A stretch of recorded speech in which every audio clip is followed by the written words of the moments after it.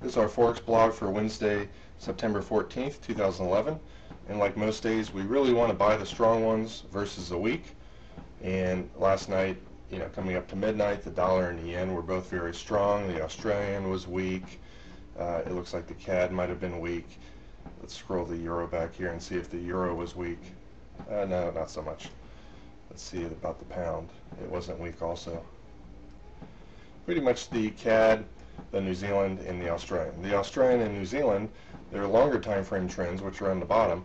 We have the real-time trend histogram, the intermediate time frame trend, which is 1 to 2 hour time frame trend, daily, weekly, monthly underneath it. When they all line up red, it's super weak.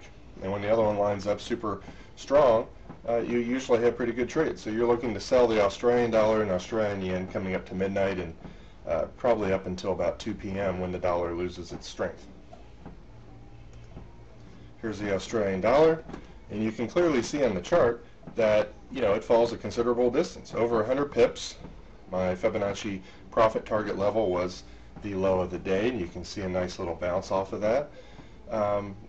But you knew to be selling this weak currency versus the strong dollar. If you were focusing on two currencies like the dollar yen during that time, where they're both strong at the same time, one might be slightly stronger than the other one at certain times and then weaker at other times. And look at the same exact time period right here. Chopping around, shoots up, comes down, goes down, shoots up, comes down, shoots up. It's very choppy. You never want to trade two strong currencies together or two weak currencies together when you can just shoot kind of fish in the barrel by focusing on the weak ones. Australian dollar, Australian yen. Here's I'm not sure if I showed the Australian yen. Here's what it looks like.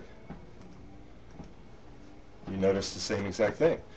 79.30 all the way down to 78.25 or 30. It's a 100 pip drop. Whether you got into it immediately or when it broke the previous day's low or on this little pullback right here or on this pullback right here. This pullback right here you would have lost. This little deeper pullback right here, this is, if you watch our videos on our site, this is an Elliott two-wave pullback right here. When the market is down a lot, usually it makes a two-wave counter trend trade, and usually at the first or second fib target runs out of steam, and you can see it fell another 40, 50 pips. Now the New Zealand was exactly the same way.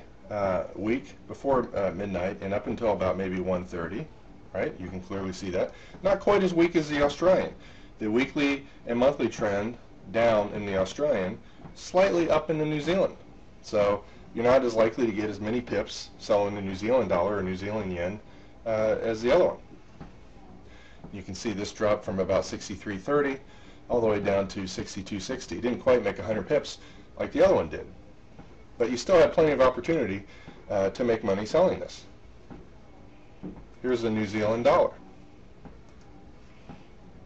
Same thing, 82.30 down to 81. Approximately 50, not quite 100 pips, but plenty of opportunities to sell that. Now later in the day, the dollar got weak and so did the yen. They both have longer term uptrends. So, if you are going to look for sells in the dollar, then it's not as likely to go for 2, 3, 4, 5 hours, and you're not, as likely to make 20, 50 pip swings like you saw in those other ones. You might make 10 to 15 or 20 pips, have lower expectations when you trade a counter trend move against, a very strong daily, weekly, monthly trend. But the euro, it was mildly weak until 2. It was relatively strong today. So from 3 to 4 and from about 5:30 to about 9:30, you could have traded the euro dollar by buying it. Now when currencies are underneath the hourly, they're more likely to go down. One rule of thumb we have is that above the hourly it's more likely to go up, underneath the hourly more likely to go down. If you see incredible strength from 3 to 4 right here, it is going to go up. And you could have anticipated a breakout because of the strength it had. When it breaks out from the hourly, you can see it went up about 60, 70 pips. And you could have also bought this pullback right here. It breaks out, comes back, this pullback trade, you draw a trend line over the highs of the down bars, and when it breaks it, you go long. Your stops run underneath the swing low by 1 or 2 pips padding. You're risking 10 pips with a very good chance of making 25 to 50 pips.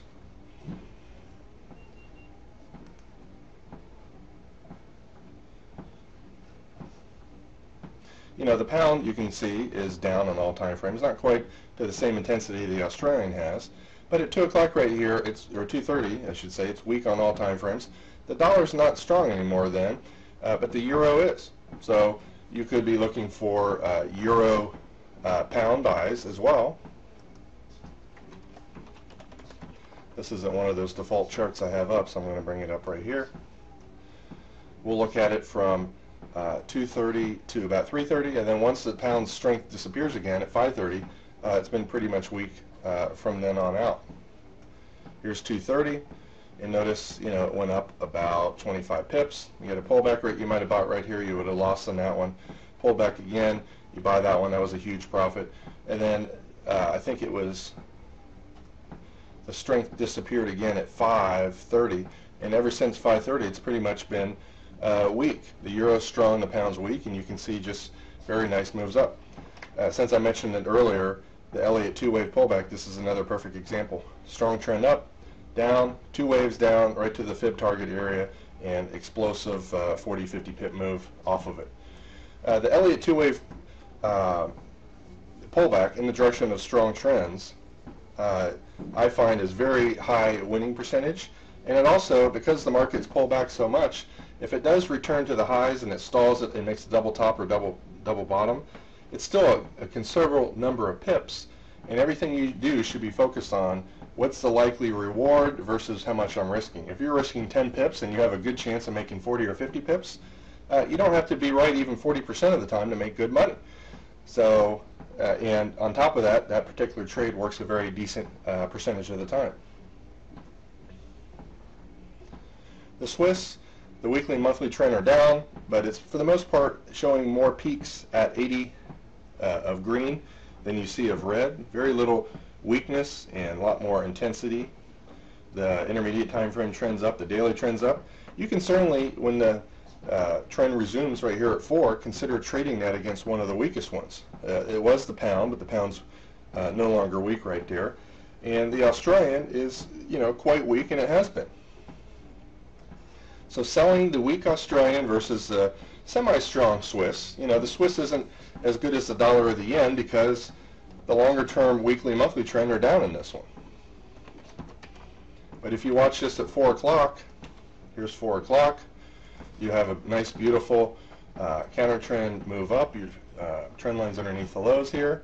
And most of the time, weak currencies will go to the next fib target, which, this was a pretty big drop. It's not as likely to go to that. I might draw my fibs from here to here and get out at this fib target right here.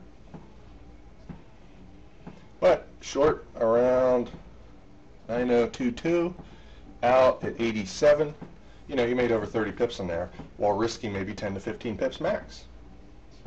And that's the key to trading. Small losses, bigger wins. It's not rocket science. You can't have any emotion when a trade doesn't work out. The best trade in the world, in terms of how it looks on the chart when you get in, is not guaranteed to work.